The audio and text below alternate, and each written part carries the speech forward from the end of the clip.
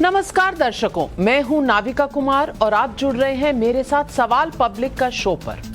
राहुल गांधी को सूरत कोर्ट से हुई सजा पर कांग्रेस ने देश भर में तूफान उठा रखा है। कोर्ट के फैसले का आज छठा दिन है, लेकिन राहुल गांधी के वकील ऊपरी अदालत नहीं पहुंचे हैं। कांग्रेस ने इन 6 दिनों में संसद से लेकर सड़क तक हंगामा खड़ा किया है, लेकिन जहां से राहुल को राहत मिल सकती है वहां का दरवाजा अब तक नहीं खटखटाया गया। सवाल है क्यों? जरूर राहुल गांधी के पास 30 दिन का समय है, लेकिन ऐसे हाई प्रोफाइल मामलों में जिस तेजी से कोर्ट का सहारा लिया जाता रहा है, ऐसे में क्या राहुल गांधी की सजा के खिलाफ अपील में हो रही देरी के पीछे कांग्रेस की कोई रणनीति है? क्या कोर्ट के फैसले को आगे कर सचमुच मोदी सरकार पर ठीकरा फोड़ा जा रहा है, या जैसा बीजेपी कह रही है कि राहुल गांधी के खिलाफ कांग्रेस के भीतर से साजिश हो रही है? कानूनी मसले पर राहुल गांधी के रणनीतिकार क्या करेंगे, इसके पत्ते तो कांग्रेस ने अभी तक नहीं खोले, लेकिन बीजेपी क्या करेगी, इसके संकेत मिलने लगे हैं।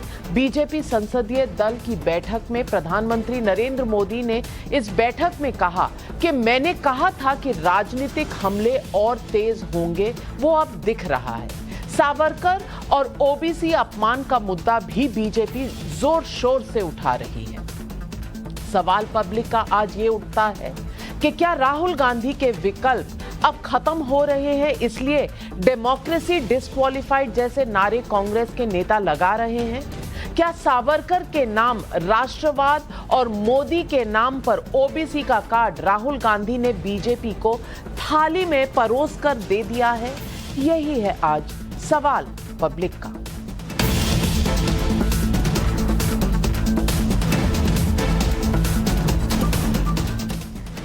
कांग्रेस ने आज एक ट्वीट किया। एक था लोकतंत्र, लोकतंत्र बस एक याद है। कमाल है भाई, सूरत कोर्ट ने आपको सजा दी है, लेकिन आप उस सजा के खिलाफ अपील करने में देरी करेंगे, फिर कहेंगे लोकतंत्र बस एक याद रह गई। इस बीच सूचना प्रसारण मंत्री अनुराग ठाकुर ने मेरे साथ इंटरव्यू में राहुल गांधी की अपील में हो रही देरी को लेकर क्या कहा, आपको सुनवाते हैं।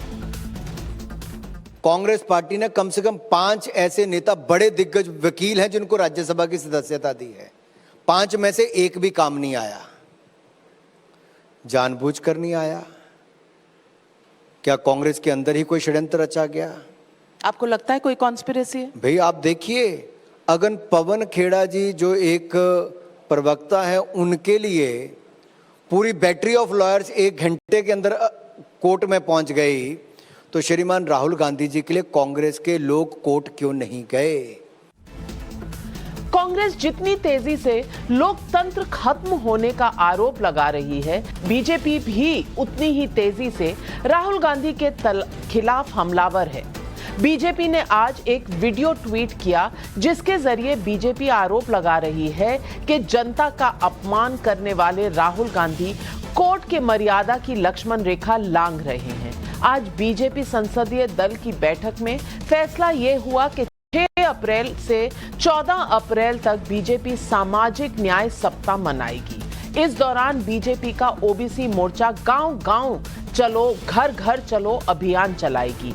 1 लाख गांव में 1 करोड़ लोगों के बीच पहुंचकर राहुल गांधी के बयान से ओबीसी के अपमान का मुद्दा उठाया जाएगा। संसदीय दल की बैठक में प्रधानमंत्री नरेंद्र मोदी ने राजनीतिक हमले तेज होने की बात कही, लेकिन बीजेपी भी पलटवार के लिए तैयार है। सुनिए केंद्रीय मंत्री स्मृति ईरानी का ये बयान। राहुल गांधी ने 4 मई 2019 में एक मैगजीन इंटरव्यू में ये प्रण लिया कि मैं मोदी की इमेज पे प्रहार करता रहूंगा जब तक उस इमेज को छिन्न भिन्न ना कर दूं। नरेंद्र मोदी ने स्वयं गांधी खानदान से कहा कि आप चाहे मेरा कितना भी अपमान कर लें, लेकिन राष्ट्र का अपमान ना करें। वैसे तो राहुल गांधी के मुद्दे पर कांग्रेस न सिर्फ लोकतंत्र बल्कि विपक्षी एकता का कार्ड भी चला रही है, लेकिन सावरकर के अपमान पर जिस तरह से उद्धव ठाकरे की शिवसेना ने खुल्लम खुल्ला विरोध किया है, कल कांग्रेस अध्यक्ष मल्लिकार्जुन खड़गे के डिनर पार्टी में शिवसेना उद्धव ठाकरे का गुट का कोई नेता नहीं शामिल हुआ, बल्कि आज सूत्र ये भी कह रहे हैं कि संजय राउत की बात हुई सोनिया गांधी और राहुल गांधी से और इस मुद्दे पर शरद पवार जी भी मध्यस्थता कर रहे हैं, क्योंकि सावरकर पर बोले गए शब्द महाराष्ट्र में तो कम से कम किसी को बर्दाश्त नहीं है और इसे राष्ट्रीय मुद्दा ना बनाए, ये विपक्ष की एक बड़ी परेशानी है। जाहिर तौर पर राहुल गांधी के मसले पर कानूनी पेच के साथ साथ कांग्रेस राजनीतिक फ्रंट पर भी कहीं ना कहीं मुश्किलों में घिरी नजर आती है। इसलिए सूत्रों के मुताबिक सावरकर के मुद्दे को कांग्रेस और ज्यादा तूल नहीं देगी, ऐसा सोर्सेस का कहना है, ऐसा हमारे सूत्रों का कहना है। लेकिन कांग्रेस की समस्या ही यही है कि राहुल के तर्कस से तीर निकल चुका है। सावरकर पर संग्राम तो सिर्फ महाराष्ट्र में है, लेकिन बीजेपी का ओबीसी कार्ड पूरे देश में राजनीतिक असर डाल सकता है। सुनिए, जब बीजेपी ओबीसी कार्ड चल रही है तब लोकसभा में कांग्रेस संसदीय दल के नेता अधीर रंजन चौधरी क्या कह रहे हैं। ओबीसी का ठेकेदार ना मोदी बने ना स्मृति ईरानी बने, क्योंकि ओबीसी के नाम करते हुए ये लोग और कुछ नहीं सिर्फ सियासत करना चाहते हैं। हिंदुस्तान के ओबीसी को इतने आसानी से गुमराह नहीं किया जा सकता। राहुल गांधी जी से भागते हुए मोदी जी आज स्मृति ईरानी को तैनात कर रही है। ऐसे में सवाल पब्लिक का है। सवाल नंबर 1, कांग्रेस राहुल गांधी के मामले को जानबूझकर ऊपर की कोर्ट में नहीं ले जा रही। सवाल नंबर 2, क्या बीजेपी के आरोप में दम है कि कांग्रेस में ही राहुल को किनारे लगाया जा रहा है। सवाल नंबर 3, राहुल मामले में कांग्रेस के कोर्ट नहीं जाने पर क्या बीजेपी ज्यादा बेचैन है। सवाल नंबर 4, क्या कांग्रेस पार्टी राहुल को लेकर विपक्षी दलों के दबाव में आ चुकी है। यही है आज सवाल पब्लिक का। और आज सवाल पब्लिक का शो पर मेरे साथ जुड़ रहे हैं बीजेपी के प्रवक्ता जयवीर शेरगिल जी, इश्करन भंडारी राजनीतिक विशेषज्ञ, तहसीन पूनावाला राजनीतिक विशेषज्ञ और कांग्रेस के सपोर्टर कुछ ही समय में हमारे साथ जुड़ेंगे। किशोर तिवारी जी उद्धव सेना के सपोर्टर हैं।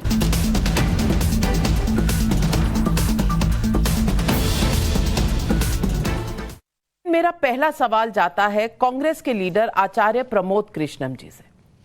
आचार्य प्रमोद कृष्णम जी, आपने संसद से लेकर सड़क तक संग्राम तो छेड़ दिया, आपका हक भी है, लेकिन ऊपरी अदालत में जहां पर इस मुद्दे को ले जाना चाहिए वहां अभी तक कोई नहीं ले गया। इस पर सवाल उठाए जा रहे हैं, क्या कांग्रेस के बीच में ही कोई कॉन्स्पिरेसी तो नहीं, क्यों ऊपरी अदालत पे नहीं जा रहे, और क्या किसी तरह जो कानूनी मुद्दे हैं उसके ऊपर देश को भटकाया जा रहा है। नाविका जी, पहली बात तो ये है कि जिसको दर्द होता है वो डॉक्टर तलाश करता है, लेकिन यहाँ बड़ी विचित्र बात है कि दर्द कांग्रेस के नेताओं को होना चाहिए और वो दर्द जो है बीजेपी के नेताओं को हो रहा है। तो मैं समझ नहीं पा रहा हूँ कि अगर कांग्रेस पार्टी राहुल गांधी जी के जो कन्विक्शन का जो वर्डिक्ट आया है, जो फैसला आया है, उसको चुनौती देने अगर ऊपरी अदालत में जा रही है या नहीं जा रही है, ये कांग्रेस का मामला है। इस पर बीजेपी क्यों चिंतित है इतनी, एक सवाल ये मेरे मन में आ रहा है। दूसरी बात, ये जहाँ तक मैं समझता हूँ ये लड़ाई अदालत की और लीगल नहीं है, ये बैटल लीगल नहीं है। ये लीगल बैटल होती तो अदालतों से हमें न्याय की उम्मीद जो है उसकी लड़ाई लड़ी जाती, लेकिन ये लड़ाई ही पॉलिटिकल है। ये पॉलिटिकल वेंडेटा के तहत बीजेपी के नेता के द्वारा एक ऐसा केस दर्ज किया गया जो केस दर्ज होना ही नहीं चाहिए था। ये केस ही नहीं था। राहुल गांधी ने किसी कम्युनिटी का अपमान नहीं किया, राहुल गांधी ने किसी कम्युनिटी को गाली नहीं दी, और ना राहुल गांधी किसी कम्युनिटी को गाली देते हैं, लेकिन फिर भी केस दर्ज हुआ, फैसला आया, राहुल गांधी जी की सदस्यता रद्द हुई, 2 साल की सजा हुई। अब सवाल इस बात का है कि हमें अब कहीं से कोई उम्मीद नज़र नहीं आती है, और जब किसी से कोई उम्मीद नहीं नज़र आती है तो फिर एक और अदालत है, उसी का सहारा है, और वो अदालत है जनता की अदालत। आप ऑफिशियली कह रहे हैं कि कांग्रेस पार्टी को देश की अदालतों में कोई भरोसा नहीं है और वो सिर्फ जनता की अदालत में जाएंगे। क्या ये ऑफिशियल स्टैंड है कांग्रेस पार्टी का? जी नहीं, ऑफिशियल स्टैंड क्या है इस पर तो कांग्रेस पार्टी के अंदर जो कुछ हेडमास्टर हैं वो बताएंगे। लेकिन सवाल है, मैं जो कह रहा हूं, मुझे जो लग रहा है, कांग्रेस पार्टी का भरोसा पूरा अदालत में है। अगर अदालत में ना होता तो राहुल गांधी जी हर तारीख पे पेश क्यों होते? लेकिन अब फैसला आ चुका, उस फैसले के 24 घंटे नहीं गुजर रहे और लोकसभा के सचिवालय ने राहुल गांधी जी की सदस्यता को खारिज कर दिया। तो क्या उम्मीद की जाए? हमारा अदालत में विश्वास नहीं है, ऐसा नहीं है, हमारा अदालतों में विश्वास है, लेकिन अदालत की जो प्रक्रिया है वो इतनी लंबी है कि जब तक उससे हमें कोई न्याय मिलेगा तब तक तो इलेक्शन डिक्लेयर हो जाएगा। जयवीर शेरगिल जी, आचार्य जी कह रहे हैं उन्हें कोई उम्मीद नहीं है, यानी कि अदालतों पर विश्वास है लेकिन समय ज्यादा लगेगा, इसलिए जनता की अदालत बेहतर है। समझ में आ रहा है कि बीजेपी ज्यादा इस वक्त एक तरह से इम्पेशेंट है कि राहुल गांधी अदालतों में जाए, लेकिन कांग्रेस को जल्दी नहीं है, वो जनता की अदालत में है। आपका क्या जवाब है? नाविका जी, आज पहली बार आचार्य जी जैसे भावी वक्ता की बात सुन के हंसी आ गई। क्यों? आचार्य जी ने दवा और डॉक्टर का उदाहरण दिया। आचार्य जी, ये श्री राहुल गांधी के अहंकार वाला रवैया है कि अब कांग्रेस को ना दवा ना दुआ कोई नहीं बचा सकती। दूसरा, आज 55 में से 50 चुनाव राहुल गांधी जी हार गए उनकी अध्यक्षता में। नॉर्थ ईस्ट में 172 सीटें हार गए, तो जनता की अदालत और कोर्ट की अदालत ने अपना फैसला सुना दिया है कि राहुल गांधी जी का जो पिछड़े समाज को अपमान है, देश के लोकतंत्र पे वो जो कीचड़ उछालने का काम करते हैं, ना तो जनता की अदालत उनको सहेगी ना कोर्ट की अदालत सहेगी। तीसरा, नाविका जी, वकील होने के नाते अब एक बात कहना चाहता हूं। आज जब कांग्रेस पार्टी कांग्रेस के प्रवक्ता की गिरफ्तारी पे लेके आधे घंटे में सुप्रीम कोर्ट पहुंच सकती है, 14 विपक्षी पार्टियों के साथ आज सुप्रीम कोर्ट में याचिका रातों रात दर्ज कर सकती है। 2018 में कर्नाटका चुनाव को जब सरकार बनने का न्योता दिया गया, रात को 9:30 बजे सुप्रीम कोर्ट पहुंच सकती है।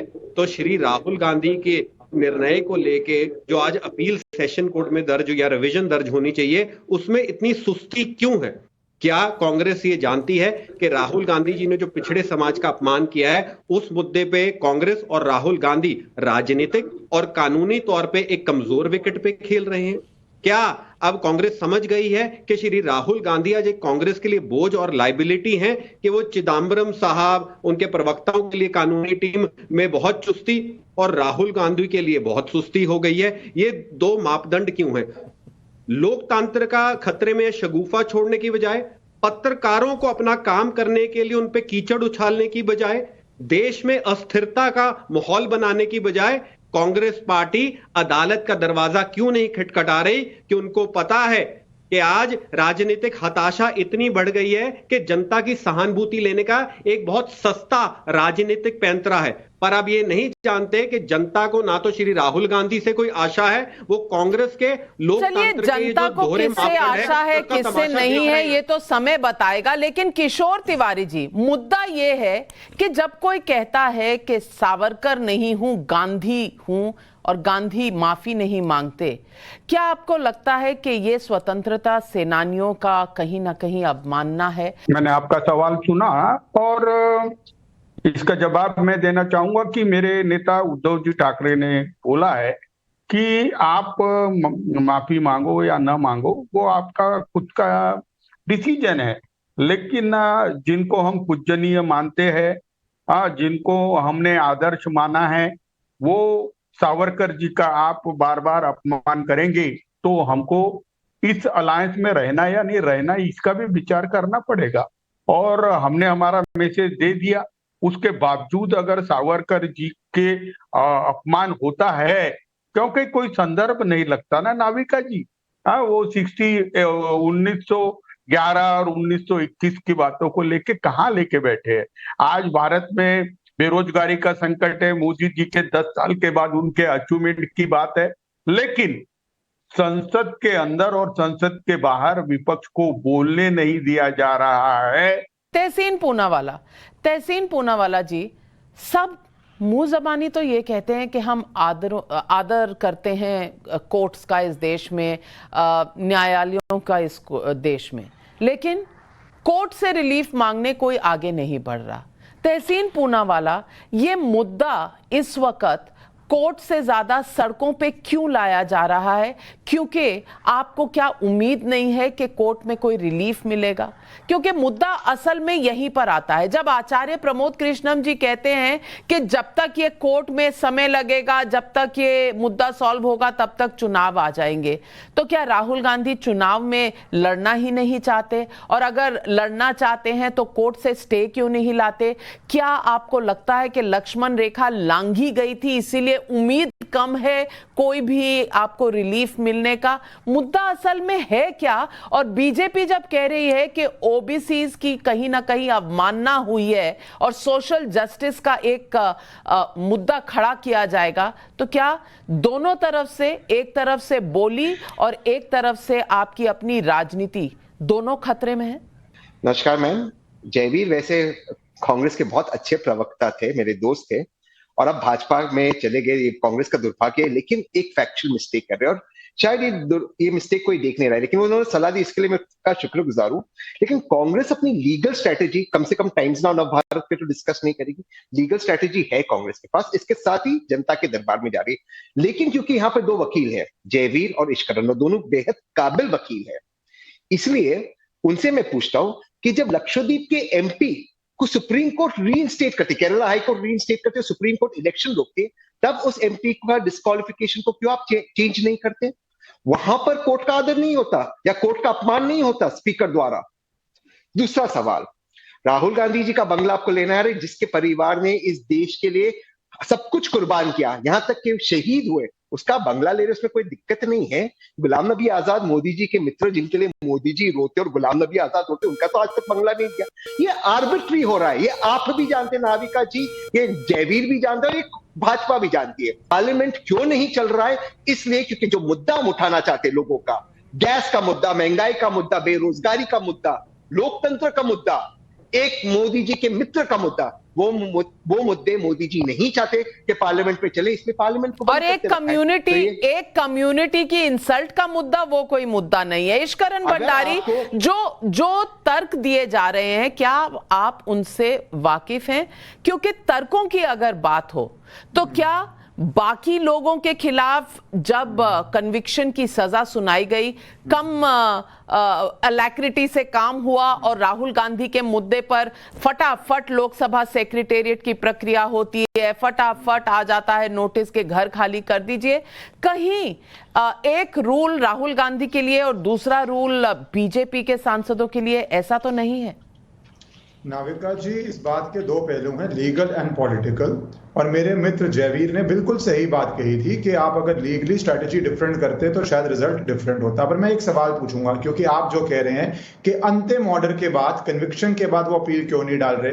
जो भी ट्रायल कोर्ट में पेश होता है उसको पता है, समन्स आते ही समन्स चैलेंज होते हैं, 251 का नोटिस फ्रेम होते ही नोटिस चैलेंज होता है। और हाई कोर्ट यूजुअली जर्नलिस्ट और पॉलिटिकल पीपल के लिए लिबरली स्टे देता है प्रोसीडिंग्स के ऊपर जब तक वो सुनवाई ना हो रहे। हम पिछले इतने दिनों से सुन रहे हैं कि लीगल अफर्मिटीज हैं, लीगली ये ऑर्डर नहीं होना चाहिए था, समन से पहले इंक्वायरी नहीं हुई, तो आप जाके स्टे क्यों नहीं लेके आए? पवन खेरा जी के लिए इंटरिम ऑर्डर पे स्टे लेके आए। तो पहला सवाल तो ये है, कांग्रेस की लीगल स्ट्रैटेजी और पॉलिटिकल स्ट्रैटेजी क्या है? कोई इस पे डाउट नहीं है कि उनकी मर्जी है, जो मर्जी करें, पर जनता के सामने ये सवाल होना चाहिए कि फाइनल ऑर्डर से पहले भी मल्टीपल स्टेजेस पे आप sessions, high court, supreme court, 3 कोर्टों जा सकते थे, आप नहीं गए, पहली बात। अब आ जाते हैं दूसरी बात, जो पॉलिटिकल बात है, वो साफ साफ दिख रही है। पॉलिटिकल बात क्या है?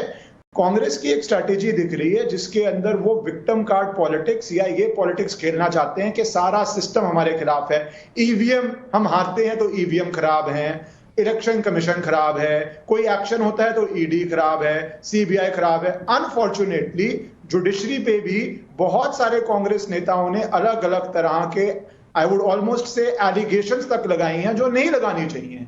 तो वो भी हुआ है इस केस में। तो उनकी एक राजनीतिक दृष्टि जा रही है। निष्करण भंडारी जी ने कहा कहीं ना कहीं ईवीएम आपके खिलाफ है, न्यायालय आपके खिलाफ है, मोदी सरकार आपके खिलाफ है, ईडी सीबीआई सब आपके खिलाफ हैं, आप बहुत सच्चे हैं। क्या ये रणनीति है कांग्रेस पार्टी की? देखिए नाविका जी, पहली बात तो ये, अगर कोई विक्टिम है तो वो अपने आप को विक्टिम ही तो कहेगा। दूसरी बात यह है, इसे आप पॉलिटिक्स कहो या इसे आप डिप्लोमेसी कहो या इसे आप रियलिटी कहो, ये तो आपका दृष्टिकोण है। लेकिन जहाँ तक कांग्रेस पार्टी की लीगल तैयारियों का मामला है और लीगल उनके एक्सपर्ट्स जो हैं, जो वकील हैं, तो वो मुकदमा तैयार कर रहे होंगे। मगर मैं समझता हूँ कि लीगल लाइन से ये लीगल बैटल लड़के कुछ नहीं होगा। देश में जनतंत्र है, सारी शक्तियाँ जनता में निहित हैं, और कांग्रेस पार्टी या किसी कांग्रेस पार्टी के नेता ने कभी अदालत का की अवमानना नहीं की है। हम अदालत का सम्मान करते हैं, लेकिन हम, मेरी राय में, अदालत में अपील नहीं करनी चाहिए। आक्रामक मोड में है आचार्य प्रमोद कृष्णम जी, जवाब दीजिए। मुझे तो लगता है आचार्य जी की बात सुन के कहीं पे निगाहें और कहीं पे निशाना। आज कहीं कांग्रेस को राहुल गांधी मुक्त करने की पूरी रणनीति बना ली है, ये सलाह देके कि हमें कोर्ट नहीं जाना चाहिए। आचार्य जी अच्छी तरह जानते हैं, बहुत सूझे हुए नेता हैं, सुलझे हुए नेता हैं। ये देश, एक मिनट, मैंने आपको टोका, ये देश, मैंने ऐसा नहीं कहा। एक देश संविधान में विश्वास रखता है, संविधान लोकतंत्र की बात करता है, लोकतंत्र न्यायपालिका की बात करता है। तानाशाही मुल्कों में भीड़तंत्र होता है जो कहती है जनता फैसला करेगी, कोर्ट नहीं फैसला करेगा। आज कांग्रेस की दुर्भाग्य से भाषा उन तानाशाही ताकतों जैसी हो गई है जो कोर्ट में विश्वास नहीं रखते पर भीड़तंत्र में विश्वास रखने की बात करते हैं। आज देखिए स्ट्रैटेजी क्या है। चिदम्बरम साहब कह रहे हैं इंटरव्यू में, इजराइल में देखिए क्या क्या हो रहा है। कांग्रेस जश्न मना रही है कि अमेरिका आज हिंदुस्तान की न्यायपालिका और अदालत के फैसले में टिप्पणी कर रहा है। क्या कांग्रेस का हिंदुस्तान की अदालत में विश्वास नहीं? क्या कांग्रेस चाहती है हिंदुस्तान अफगानिस्तान और इराक बन जाए जहां अमेरिका के दखल अंदाजी करे? जवाब दीजिए। तहसीन पूनावाला, बहुत संगीन मुद्दा है। क्या यूरोपियन यूनियन, क्या यूएस की जो इंटरवेंशन या नोटिस लेने की बात कर रहे थे राहुल गांधी लंदन में, अब जब अमेरिका से ऐसा बयान आता है तो क्या कांग्रेस पार्टी खुश है? क्या आपको लगता है कि देश के अंदरूनी मामले पर किसी भी बाहर के देश को कोई टिप्पणी करनी चाहिए? क्या यही आपका ऑब्जेक्टिव था और क्या यही आज हो रहा है और कांग्रेस इसको अपनी तपस्या का फल कह रही है? इसके पहले मैं दो चीज क्लैरिफाई कर दूं। श्री राहुल गांधी जी ने आज पत्र लिखा, शायद टाइम्स ऑफ नव भारत में से एक चलाया भी होगा, कि वो घर छोड़ रहे, वो जो डायरेक्शन है उसको फॉलो कर रहे। तो ये सरकारी प्रॉपर्टी कैसे लेंगे? राहुल गांधी जी थोड़ी ना वो फकीर है जो 50 लाख का सूट पहनते 5 करोड़ में बेचते और अपने लिए एक अलीशान नया बंगला बनाते जिसमें प्राइवेट टनल हो, मेबैक गाड़ी में घूमते और प्राइवेट हवाई जहाज खरीदते। राहुल गांधी जी ऐसे फकीर नहीं है। ऐसे फकीर आप और मैं जानते होंगे, राहुल गांधी जी ऐसे फकीर नहीं। लेकिन बात करते हैं, जयवीर और इश्करण जी को याद होगा, बाबूभाई बोकरिया, नाविका जी आपको भी याद होगा, मोदी जी के गुजरात के सरकार में कैबिनेट मिनिस्टर थे, कॉन्विक्ट हुए चोरी के लिए। ये भाजपा वाले पकड़े ही जाते चोरी के लिए। इनका राष्ट्रीय अध्यक्ष भी पकड़ा गया था चोरी के लिए, पकड़े गए थे, कॉन्विक्ट हुए थे, 2 साल की सजा हुई थी। मोदी जी ने उनको चलाया बतौर मिनिस्टर फ्रॉम जेल बतौर मिनिस्टर। ये है इनकी हिपोक्रेसी। वो कहते हैं ना मोदी जी, हिपोक्रेसी की भी कोई सीमा होती है। आते आपके स्पष्ट सवाल पे जो आपने पूछा फॉरेन इंटरफेरेंस पर, राहुल गांधी जी ने बार बार कहा फॉरेन इंटरफेरेंस नहीं होगा। अमेरिका और यूरोपियन यूनियन ने कहा वो भारत में सिचुएशन देख रहे हैं, तो क्या भारत दूसरे देशों में सिचुएशन नहीं देखता है? क्या आज हमारी फॉरेन पॉलिसी पाकिस्तान में नहीं दिखती है? ये कौन सी बात हुई? कोई भी चीज को आप कहां पर भी ले जाते हो। पूनम त्रिपाठी, पब्लिक के सवाल आ रहे हैं। पूनम त्रिपाठी का देवरिया से सवाल है, कह रही है मेरा सवाल कांग्रेस पार्टी से है कि जितनी जोर शोर से उन्होंने राहुल गांधी की संसद सदस्यता के रद्द होने का विरोध किया था, उतनी ही तेजी के साथ उन्होंने कोर्ट का रुख क्यों नहीं किया? आप इसका समाधान समाधान चाहते हैं या केवल मुद्दा बनाकर हंगामा करना चाहते हैं, यही आपका इरादा है? और जटाशंकर का मिर्जापुर से सवाल है। मैं बीजेपी प्रवक्ता जयवीर शेरगिल से पूछना चाहता हूं कि जब राहुल गांधी को उनके बयान के लिए कोर्ट ने सजा दे दी है और संसद से उनकी सदस्यता रद्द कर दी गई है, फिर बीजेपी इस मुद्दे को लेकर राजनीतिक रोटियां क्यों सेकने में लगी हुई है? पहला सवाल आचार्य जी आपके लिए, दूसरा जयवीर जी आपके लिए। आचार्य जी। देखिए नाविका जी, जहाँ तक कानूनी सलाह लेना है, कानून में क्या करना है, उसका जवाब तो आ चुका। कांग्रेस पार्टी की जो टीम है, लीगल टीम, और राहुल जी की पर्सनल टीम भी है, वो उस पर विचार कर रही होगी। मैंने अपनी बात रख दी है। अगर मेरी बात कांग्रेस पार्टी माने तो अपील नहीं करनी चाहिए और जनता की अदालत में लड़ाई लड़नी चाहिए। अब दूसरा विषय आया, अभी आपने कहा कि कुछ कांग्रेस के नेता हैं जिन्होंने कहा कि गांधी परिवार को विशेष प्रिविलेज मिलना चाहिए। पहली मैं कह रहा हूँ, गांधी परिवार ने कभी विशेष प्रिविलेज नहीं चाहा। ईडी ने बुलाया, हाजिर हो गए। सीबीआई बुलाई, हाजिर हो गए। आपने उनके परिवार को क्या क्या कहा, गांधी परिवार को क्या क्या नहीं कहा गया, उन्होंने कभी मुंह नहीं खोला।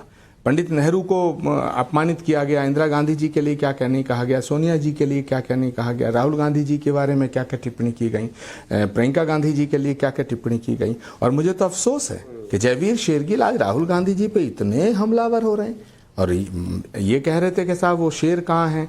अरे साहब, आपका डायरेक्ट कांटेक्ट रहा है उनका, आप तो उनके साथ रहे हैं। आप तो चिल्ला चिल्ला के कहते थे मैं तो हमेशा राहुल गांधी के साथ हूँ। तो आप फोन करके पूछ लो कि भाई कहाँ हैं आप। आपका इतना दुश्मनी थोड़ी ही हुई है जयवीर जी। अभी जुम्मा 8 दिन तो हुए हैं आपको कांग्रेस छोड़े हुए, इसमें क्या है? आपके बड़े मधुर संबंध रहे। और चौथी और अंतिम बात कहना चाहता हूं कि कांग्रेस पार्टी में कुछ इस तरह के लोग हैं जो गांधी परिवार और कांग्रेस पार्टी को बर्बाद करने में जुटे हुए हैं। ऐसे लोग हैं, अपने निजी स्वार्थ के लिए इस तरह की बयानबाजी करते हैं। वो एक दो नहीं है, वो बहुत लोग हैं। तो वो सब कांग्रेस पार्टी का अंदरूनी मामला है, हम लोग उस पर चिंतन मनन कर रहे हैं। जो ये अपने स्वार्थ में, चाटुकारिता में, चमचागिरी में, चापलूसी में ये कहते हैं। गांधी परिवार ने कभी सत्ता का लालच नहीं किया। अगर गांधी परिवार सत्ता का लालची होता तो लेकिन इन लोगों पर कभी उन्होंने एक्शन भी नहीं लिया, तो ऐसा लगता है शायद उन्हें इस तरह का बिहेवियर पसंद भी है। लेकिन जयवीर शेरगिल जी, आप पर भी टिप्पणी की है, राइट ऑफ रिबटल आपको दूंगी। देखिए, ये मेरे बड़े हैं और एक हिंदी की कहावत है कि मैं दुश्मनी में भी एक शराफत रखता हूँ। क्योंकि आचार्य जी को अगर ये मालूम होना चाहिए, कांग्रेस के भीतर रहते अगर इनकी और मेरी कई मुद्दों पे जो चर्चा होती थी, अगर उनको मैं आज टीवी पे सार्वजनिक कर दूं, जैसे कोर्ट ने राहुल गांधी जी को डिस्क्वालीफाई किया है, वो बातें सुन के शायद कांग्रेस और श्री राहुल गांधी आचार्य जी को डिस्क्वालिफिकेशन नोटिस ना भेज दे। जयवीर शेरगिल जी राहुल गांधी के साथ जरूर थे, पर जो उनको मालूम लगा राहुल गांधी जी देश और जनता के साथ नहीं है, तो इसलिए अपने कर्तव्य पथ पे मोदी जी के साथ चल पड़े। दूसरी बात, क्या झूठ बोला जा रहा है कि कांग्रेस नहीं करती? चौकीदार चोर है का नारा श्री राहुल गांधी ने दिया। मोदी तेरी कब्र खुदेगी कि क्या किसी ने अमेरिका से आके नारा दिया? मोदी मर जा, क्या किसी ने अमेरिका से आके नारा दिया? राफेल मुद्दे पे माफी इसी चौकीदार चोर है कि जो सुप्रीम कोर्ट पे को जोड़ा जा रहा था, उस पे माफी किसने मांगी? श्री राहुल गांधी का बयान था कि मोदी जी की पीठ पे देश का युवा डंडे मारेगा, मौत का सौदागर। क्या भ्रम फैलाया जा रहा है? बिल्कुल ईश्वरन जी, मैं आपके पास आ रही हूं, लेकिन पब्लिक के सवाल। संदीप सिंह का बेतिया बिहार से सवाल, क्या अब राहुल गांधी को अपना सलाहकार बदल लेना चाहिए? विदेश में जाकर लोकतंत्र विरोधी बयान देने से लेकर मोदी विरोधी बयान तक उन्होंने खुद का और पार्टी का सिर्फ नुकसान ही किया है। क्या अब भी उनकी आंखें नहीं खुल रही? ये सवाल भी जनता पूछ रही है। और जितेंद्र यादव का प्रयागराज से सवाल है। मेरा सवाल यह है कि अब कांग्रेस पार्टी जनता के मुद्दों पर नहीं, अपने एजेंडे पर चुनाव लड़ना चाहती है, क्योंकि सावरकर तो कभी जनता का मुद्दा रहा ही नहीं है। ईश्वरन भंडारी, आप बताएं। नाविका जी, एक बहुत अहम बात आचार्य जी ने बोल दी है आज कि प्रियंका गांधी को चेहरा होना चाहिए। अब वो कैसे चेहरा होंगी अगर राहुल गांधी डिस्क्वालिफाइड रहेंगे? तो बड़ा सवाल ये है, क्योंकि मैंने बात शुरू की थी समनिंग ऑर्डर चैलेंज ना होना से लेके, राइट? तो बड़ा सवाल ये है, कांग्रेस को, राहुल गांधी को स्पेसिफिकली बीजेपी निपटा रही है या कांग्रेस निपटा रही है या राहुल गांधी खुद इस मुश्किल सवाल से कि अगला चुनाव में क्या 2 सीट से लड़ सकता हूं, दूसरा चुनाव अमेठी हार गया हूं तो यूपी में कौन सी सीट से लड़ूंगा, उससे बचना चाह रहे हैं और साथ साथ विक्टिम कार्ड खेलना चाह रहे हैं। तो तीनों संभावनाएं हैं पॉलिटिक्स के अंदर। क्या आज कहीं ना कहीं कांग्रेस पार्टी अपने आप को किसी और मुद्दे पर बचा नहीं पा रही, इसीलिए विक्टिम कार्ड खेल रही है और उसमें शायद सावरकर भी कहीं ना कहीं निपटाए जा रहे हैं? सावरकर रेफरेंस नहीं है, आज तो बेरोजगारी रेफरेंस है, आज तो महंगाई रेफरेंस है, इस पर लड़ाया जाए। और मैं एक आचार्य प्रमोद जी से बोलूंगा कि मैं भी इस बात से सरोकार रखता हूं कि बेल तो अपील तो करनी नहीं चाहिए, अपील तो करनी नहीं चाहिए, जनता के इसमें जाकर ये भी बताना चाहिए। और जयवीर तुम कब चले गए मुझे मालूम नहीं, लेकिन इतनी ज्यादा तुम सरोकारिता कर रहे हो, लेकिन मोदी नहीं तो चलिए, जिस मोदी के लिए बोला था उस मोदी में से कोई मोदी ओबीसी है, ना नीरव मोदी ओबीसी है, ना ललित मोदी ओबीसी है, ओबीसी का कहीं अपमान वगैरह किया नहीं है। मैं आप सबका धन्यवाद करने से पहले इतना जरूर कहूंगी कि मेरा नजरिया इस पूरे मुद्दे पर इतना है कि राजनीति में राहुल गांधी को बहुत मौके मिले हैं, लेकिन राहुल गांधी पर अक्सर सवाल उठा कि वो गंभीर राजनेता शायद नहीं बन पाए जितना जनता या कांग्रेस उनसे उम्मीद रखती थी। मैं राजनीति में उनकी गंभीरता पर तो कोई टिप्पणी नहीं करूंगी, लेकिन आज उनके लिए एक चुनौती भरा समय जरूर है। ऐसे में अगर वो पब्लिक के बीच जा रहे हैं तो जाएं, लेकिन कहीं से ये संदेश नहीं जाना चाहिए कि लोकतंत्र की एक अहम संस्था यानी देश के न्यायालयों पर उनका भरोसा नहीं है। अगर ये संदेश गया तो ये सिर्फ कांग्रेस या राजनीति की बात नहीं है, ये कम से कम इस देश के लिए अच्छा संकेत नहीं होगा। देश रहेगा, कोई पार्टी रहे या ना रहे, कोई शख्स, कोई इंडिविजुअल रहे या ना रहे। आज सवाल पब्लिक का शो पर बस इतना ही, लेती हूं आपसे इजाजत।